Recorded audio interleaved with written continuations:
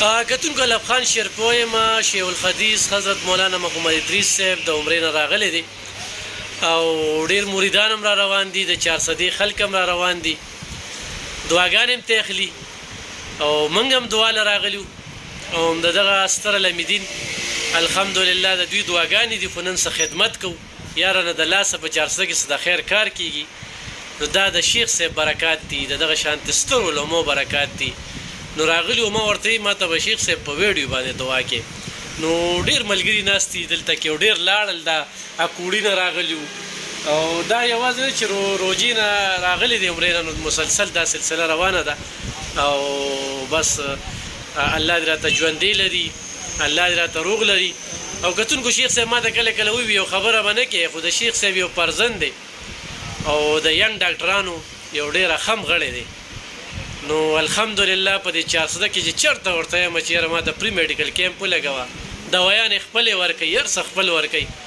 نو د باز د جالي نه وي د باز بچی پاسي نو هغې ته ما چې تاسو علم ولې نه کوو دا ډېر خلکه ټک کوي نو هغې لږ ژبه چې کومه ده نو هغې لږ اواز دغه کېږي نه نو ما یا دا پیړ خوښ کوي د والد صاحب را سره مشوره وه شیخ صاحب دوا هم راته وکړي او خلکو ته به څه میسج هم ورکړي خوشحاله کا او تا ته خو موږ واقعي ډېرې دعاګانې کوو ته خو ډېر د خیر کارونه کوې او د الله پاک نه د مسلمان دپاره کونډو رونډو یتیمانانو دپاره ډېر کار خیر دي زموږ په دې خوښې تا ته دعاګانې په دې وجه کوو او چې څومره میلمانه راځي نو واقعي دا ډېر د مصروفیت وخت دی خو چې په هغې کې بیا هم میلمانه وخت وباسي او دلته موږ له راشي نو دا دغه میلمنو ډېر عزت کوم قدر کوم الله یې ټول خوشحاله کړي او دا دعا کوم سره ستا د الله ټول مسلمانان چې د چا په زړه کې د بیت الله عزت او قدر وي نو الله دې ورله بوتلی کړي باقي زما زوی دی نو واقعي ډاکټر دی ما مشر زوی عالم دی شکر الحمدلله او مدرس عالم دی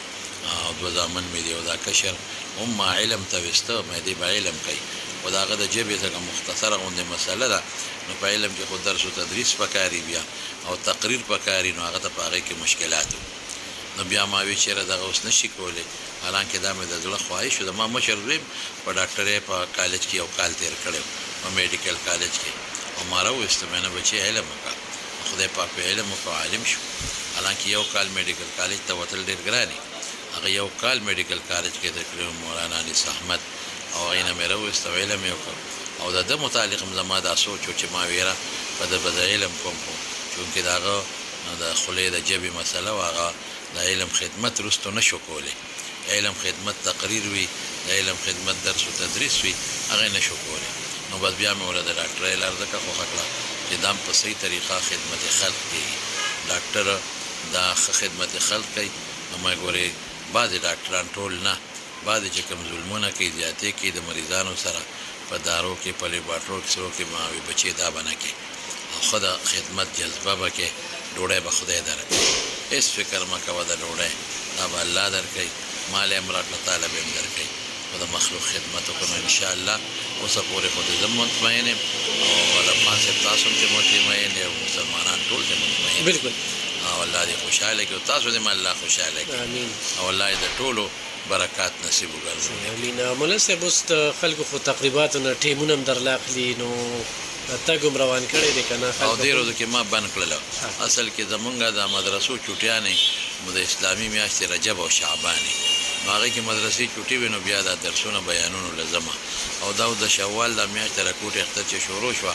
نو دې کې هم اوس لاړم دا څو ورځې چوټیانې وي اوس باقاعده زما درس شروع شو دلته په نعمانیه مدرسه کې بیا د ماسپښین نه پس په حقانیه مدرسه کې نو د کومو علمو چې یو مدرسه کې درس وي سهار نه نو بیا تللی شي بیان ده زما خو 2 مدرسو کې درس وي نو په دې وجه باندې مو بیانونه اوس بند کړي دي او بیانونو له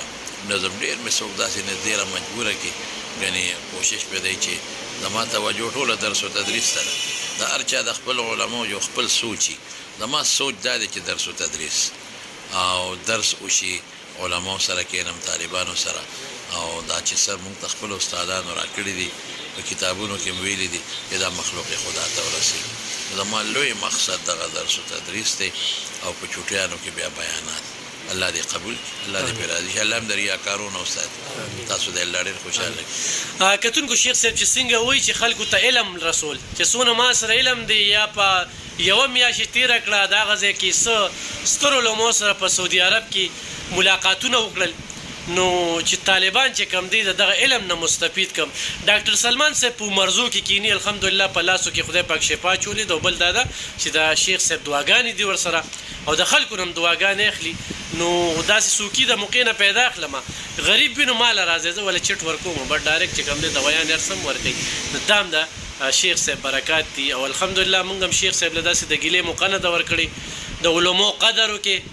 او د علماو نه دعا واخلئ